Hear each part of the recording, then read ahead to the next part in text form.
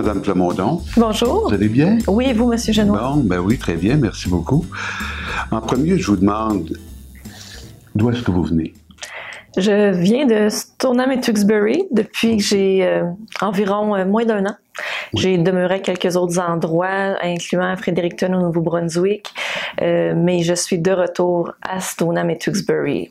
OK. Puis c'est là que vous résidez? Oui, je m'y suis établie.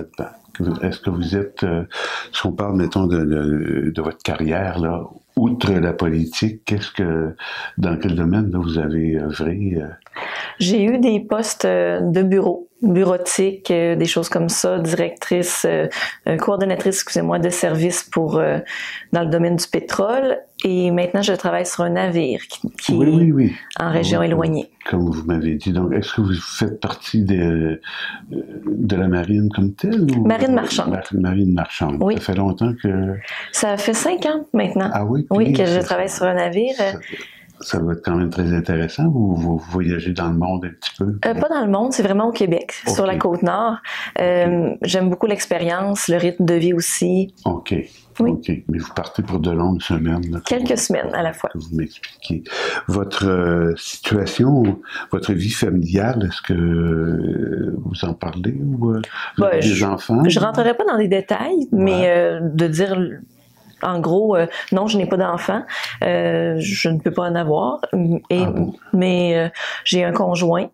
Et c'est ça, nous sommes établis, là, on a notre maison à Stoneham et Tewksbury. OK. Maintenant, on va aller... OK, j'aimerais parler de vos implications sociales. Est-ce que vous êtes impliqué dans la communauté, comme, je sais pas, bénévolat ou... Oui, effectivement, j'en ai fait à quelques reprises durant ma vie adulte. Premièrement, quand j'étais quand même assez jeune, début vingtaine, tout juste, j'étais à l'aide aux devoirs, donc pour aider les enfants du primaire. Et ensuite de ça, un petit peu plus tard, j'ai fait la bibliothèque municipale en tant que bénévole. Là, par contre, lorsque j'ai été élue municipale, j'ai quitté la bibliothèque en cours de mandat parce que là, avec l'emploi temps plein, le poste temps partiel de conseillère municipale, et là, avec la bibliothèque, à un moment donné, c'était un petit peu trop. J'ai dû faire des choix, mais je n'exclus pas d'y retourner. J'ai bien aimé. OK. J'imagine que votre carrière qui fait que vous êtes parti puis que vous revenez, des fois, c'est pas évident non plus de s'impliquer. Exactement. C'est pas tous les endroits. Peut-être que la bibliothèque, ce serait un endroit, justement, que je pourrais le faire, puisqu'on peut donner nos disponibilités et tout. Il y a d'autres endroits, même pour les cours, par exemple, si je veux prendre un cours dans ma municipalité ou ailleurs, c'est difficile parce que souvent, ça s'échelonne sur plusieurs mois, à toutes les semaines, mais moi, c'est pas possible. OK. Maintenant, on va aller un petit peu plus dans le vif du sujet. Allez-y. Parce que je vais vous demander quelles sont vos qualités, vos traits de caractère qui feraient de vous un bon député, une bonne députée? Ben, en fait, je vais y aller de façon simple. C'est que je suis juste une personne normale. Je pense qu'il faut en revenir à la base des politiciens de carrière. C'est pas nécessairement ce qui est le mieux.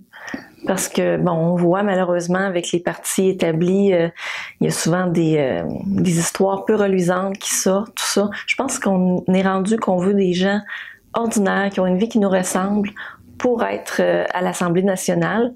Moi, je suis une personne qui veut vraiment faire avancer les choses. C'est pas pour rien que je m'implique dans un parti émergent. C'est parce que je vois que les autres partis ne répondent pas à nos attentes. Donc, c'est pas toujours facile d'être avec un parti émergent. On s'entend que c'est plus difficile que d'être... On part de plus loin un petit peu. Là. Exactement. Mais je pense que c'est essentiel à faire si on veut... bien servir le contribuable, le citoyen en général. OK, puis qu'il y ait du changement aussi à un moment donné. Exactement, pour diversifier l'offre. Oui. Maintenant, quelle est votre vision de votre comté et de la pelleterie, votre vision du Québec et même votre vision du monde? OK. Donc, comme je vous l'ai dit, je ne suis pas de la pelleterie parce que le chef de notre parti, M. Adrien Pouliot, a décidé de prendre la circonscription de Chauveau, dans laquelle je réside. Par contre, on m'a donné quand même des choix et moi, c'est avec la pelleterie que j'avais le plus d'affinité. Okay. Je trouve que c'était vraiment, vraiment une belle circonscription. Quand même plusieurs municipalités qui sont rurales, où il fait bon vivre. Donc, parfois, on a des enjeux, par exemple. On a aussi les enjeux de transport et tout ça, sur lesquels notre parti veut travailler. Puis, vous m'avez dit le Québec, bien... Oui, oui. Le Québec, c'est distinct, hein? Puis c'est intéressant justement qu'on ait une communauté francophone dans une Amérique du Nord anglophone. Moi, je trouve qu'il faut conserver ça. Mais par exemple, pas au détriment de l'individu. Nous, notre parti, on est pour le bilinguisme. Je trouve que c'est important que les individus aient l'opportunité d'apprendre l'anglais pour être des citoyens du monde et de l'Amérique du Nord, évidemment, en premier lieu. Et pour ce qui est du monde, je suis une grande voyageuse. Vraiment, j'ai fait plusieurs pays. Oui. Bon. Puis moi, c'est quelque chose qui me passionne et peut-être un peu pour ça aussi que le bilinguisme, je trouve que c'est important pour pas couper des portes à nos jeunes, tout simplement. Tantôt, vous avez évoqué une certaine expérience de politique municipale, donc vous avez été conseillère? Oui, conseillère municipale avec l'équipe de Robert Miller. Parti que j'ai quitté. Bon, je voyais peut-être pas les choses de la même façon. J'ai ensuite essayé d'être à la mairie. Monsieur Miller s'est représenté contre l'ancienne mairesse qu'elle avait défait 4 ans auparavant. Elle s'est représentée et moi aussi. Donc, je l'admets, je suis arrivée 3e, mais avec quand même 25% des votes. Pour un maire qui est entré avec 37%. Et je suis contente de la campagne que j'ai menée. Beaucoup de gens me disaient que je semblais trop jeune pour un poste de mairesse, mais quand même, j'ai obtenu mon 25%, fait que je suis contente. Est-ce que vous dites votre âge? Est-ce que vous moi, j'ai pas de gêne. Je suis un livre ouvert, donc 39 ans. 39 ans. Oui. Est-ce que, donc, j'imagine que c'est ça là, qui vous a amené à la politique provinciale aussi, là, c'est le fait d'avoir commencé. C'est un projet de longue date, peut-être, de vous présenter comme députée? Je suis une personne qui veut revoir les façons de faire, parce que je trouve qu'on est trop taxé dans toutes les sphères de notre vie, que ce soit municipale, provinciale, fédérale. Au provincial, par contre, je trouve que c'est encore plus extrême. J'ai eu l'opportunité, oui, de me présenter au municipal comme ça. Je l'avais pas vraiment envisagé beaucoup. Puis, puis après ça m'a donné le goût de m'impliquer pour... il y a beaucoup de citoyens qui n'ont pas le temps puis l'énergie de le faire. Moi, je peux me le permettre, donc je le fais. Maintenant, une dernière question que ça va être, mais vous pourrez élaborer un petit peu, il nous reste du temps un petit peu. Pourquoi le Parti conservateur du Québec? Bien, comme je vous l'ai dit brièvement tout à l'heure, je crois que les gros partis ne rejoignent pas tout le monde. Nous, on est un parti de droite économique, donc vraiment axé sur une remise des finances en ordre, remettre les finances en ordre, excusez-moi. Et mais pour le faire, on voit que la recette actuelle ne fonctionne pas. Donc, on veut changer les choses. On parle d'instaurer du privé dans certains domaines, incluant la santé, ce qui choque parfois. Mais il faut savoir qu'en Suède, il y a un des hôpitaux qui va le mieux, qui est opéré par le privé.